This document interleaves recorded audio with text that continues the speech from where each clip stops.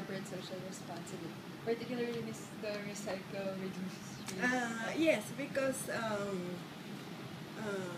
well, part of the urban development is, of course, the relocation of the illegal settlers, especially the ones living along the esteros. But unfortunately, the esteros are under the care of the MMDA. So I think every year, the city government gives 5% of its earnings to the MMDA to undertake that type of rehabilitation. So of course the mayor knows this, so he's always keeping an eye on the MMDA, making sure that we do this. So since we don't have any more available land in Manila to relocate the illegal settlers, uh, the mayor always has to negotiate with other mayors around Manila, maybe Bulacan, just around Manila, Cavite, for possible relocation sites. Because there's a Lina law, diba? You cannot just throw away the illegal settlers without a relocation site. So, and we also get help from the National Housing Authority for the relocation.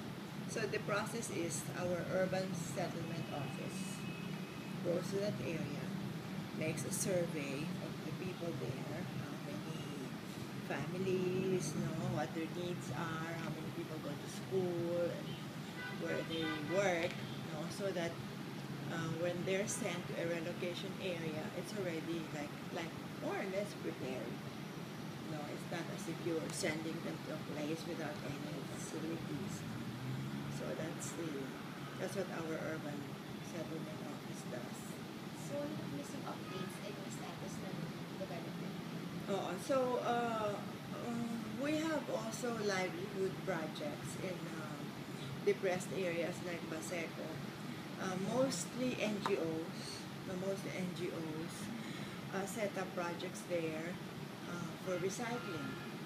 No, there are, for example, if you go to SM, in that section called Cultura, diba they have this parang woven bags na parang silver. So that comes from mga Tetra Paks. And they're done there in Baseco.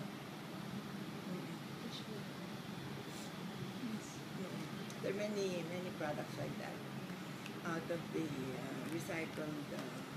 recyclable elements in the garbage. And of course, the mayor is also very into tree planting, especially in schools. And of course, I think you can call his corporate responsibility. Manila is the only city without a shortage of classrooms. Because there are 71 public schools, grade school and high school. And these are already built. Even the mayor even graduated from one of them. But he has consistently checked into the classroom situation. So in most of those 71 schools, if not in all, he has built additional buildings. So that the schools will not suffer from a lack of classrooms, and so that the classrooms also will not be so packed, with students. And then lately, like last week, we inaugurated a disaster center there in Delpan, beside the Delpan Sports Complex. When you go down the Delpan Bridge on the right side, you will see a new yellow and blue building, 4 stories. That is our disaster center. It's built there in Delpan because that is one of the disaster-prone areas. And the mayor said, there's an executive order that you have to do this, so he built it. And he said, when there's a disaster, we can bring the people here instead of occupying a school. Because it really destroys the schedule of the school. So he built that. And when it was inaugurated last Monday, the guest was MMDA Chairman Tolentino. So he was very happy. He said, Mayor, actually I was so worried because in July there is going to be an international ASEAN disaster meeting in Manila. And he said, oh, I was so worried. What am I going to show them? What am I going to show them? We don't have a disaster center that I can show them. So I said, now this is the one. I'm going to brag about this. He was so happy. And then the mayor said, well, we're actually building another one in Baseco because it's also a disaster-prone area. So there will be another one in Baseco. Yes, and then there was a fire recently. So the one in Dalpan, they put the fire victims there. So somebody said, don't let them be comfortable. Is the space naman po the center enough for the... Oh yeah, the one in Dalpan, 4 stories. No? So in the first, so it is built on a 1,444 square meter lot. Okay, so the first floor is for a big dining room. No? And of course the office that controls the area. And they also have CCTVs and television. So that's also like, that office is also like the monitoring center, of all the cameras. And then they have a medical clinic, a place for children, and there's a lift for the disabled. And then the 3rd and 4th floors are the dormitories. So in each room, you can fit like 40 people, but just lying down on mats. Not too comfortable. Lying down on mats. And then there are also restrooms in each floor for male, female, and for the disabled. And then on the 4th floor, the partition of the rooms can be moved, in case there's a lot more people. So there's also a big central kitchen. It's in like a separate building at the back. The first floor is a big central kitchen. The 2nd floor is a stock room. And then lately, the engineer told me, "Ay, nagsasampay ng damit doon sa harap." So I said, well, do something about it. So he like built a laundry area at the back. Greenhouse. Yeah.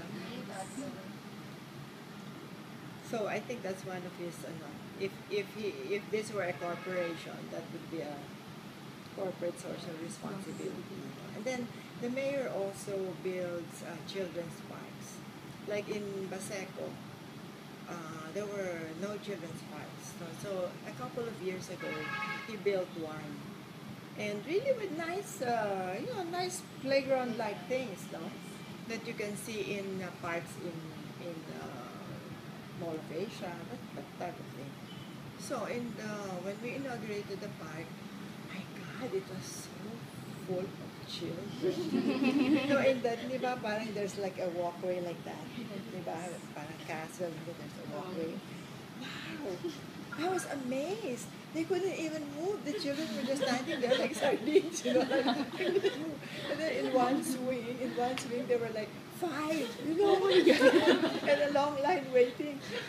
So the mayor said, "Ay, naku, we need another park." So he built another one in front. Yeah. And they also built 2 schools there. The Corazon Aquino High School and Ninoy Aquino, I think, grade school. So 2 schools there. And a market. And he also gave the church a little piece of property there. There's a Catholic church, there's an iglesia. So, the mayor always says, I don't spend for this. Don't think that the money comes from my pocket. It's really from your taxes. He always tells the people, it's your taxes that are being used for all this. I just want you to know that the city uses your taxes properly. And you can see the effects. It's for the welfare. It's really nice. So, Miss, can I ask you, what motivates you to work? Well, if you work with a man like that, of course you get motivated. And then he tells us, during weekends, I also go around, to see that everything is okay in the city. So, I expect you to keep your cell phones open all the time. And you better answer my calls. Okay, so we do that.